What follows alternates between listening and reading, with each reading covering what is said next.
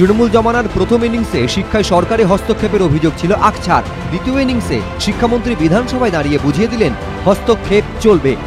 প্রশ্নোত্তর পর্বে বুধবার শিক্ষামন্ত্রী বলেন, সরকার অর্থ দেয়, জনগণের অর্থ, সেই অর্থ ঠিকমতো খরচ না হলে তা ছাত্রছাত্রী ও শিক্ষার স্বার্থে যদি ব্যয় না হয় সরকার নিশ্চয়ই হস্তক্ষেপ করবে। কংগ্রেস বিধায়ক মানস ভূঁইয়ার প্রশ্নের জবাবে শিক্ষামন্ত্রী বলেন, আর্থিক ও প্রশাসনিক ব্যাপারে গাফিলতি থাকলে হস্তক্ষেপ করবে সরকার। শিক্ষায় স্বাধিকারে হস্তক্ষেপের অভিযোগ তৃণমূল জমানায় নতুন নয়। বিশ্ববিদ্যালয়ের একাধিক ঘটনায় সরকার হস্তক্ষেপ করেছে এমন অভিযোগ শিক্ষা মহলের। বিতর্কের মুখে একসময় পার্থ চট্টোপাধ্যায় তো বলেই ফেলেছিলেন, 100 বার স্বাধিকারে হাত দেব, মাইনেটা তো আমিই দিই। বিধানসভায় এদিন শিক্ষামন্ত্রী এ প্রসঙ্গে কলকাতা বিশ্ববিদ্যালয়ের আর্থিক অনিয়মের প্রসঙ্গও তুলেছেন, যা দেখে শিক্ষাক্ষেত্রে সরকারের নিয়ন্ত্রণেরই কৌশল বলে মনে করছে বিরোধীরা।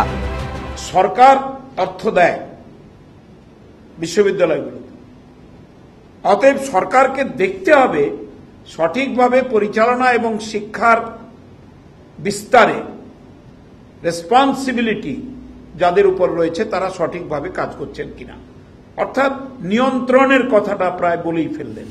সরকার টাকা দেয়, অতএব হস্তক্ষেপ, এই তত্ত্ব নিয়ে প্রশ্ন উঠছে। শিক্ষা মহলের একাংশের মতে স্বশাসিত শিক্ষা প্রতিষ্ঠান হিসেবে বিশ্ববিদ্যালয় নিজের বিধি মেনে চলবে, এটাই অভিপ্রেত। বিদেশেও তো বিশ্বমানের বিশ্ববিদ্যালয়গুলি সরকার সহ অনেকের অনুদানে চলে, সেখানে কি হস্তক্ষেপ হয়? প্রশ্ন তুলছেন কেউ কেউ। কারো প্রশ্ন, বিচারপতিদেরও তো বেতন দেয় সরকার, তা বলে কি আদালতের রায়ের ব্যাপারে হস্তক্ষেপ করবে সরকার?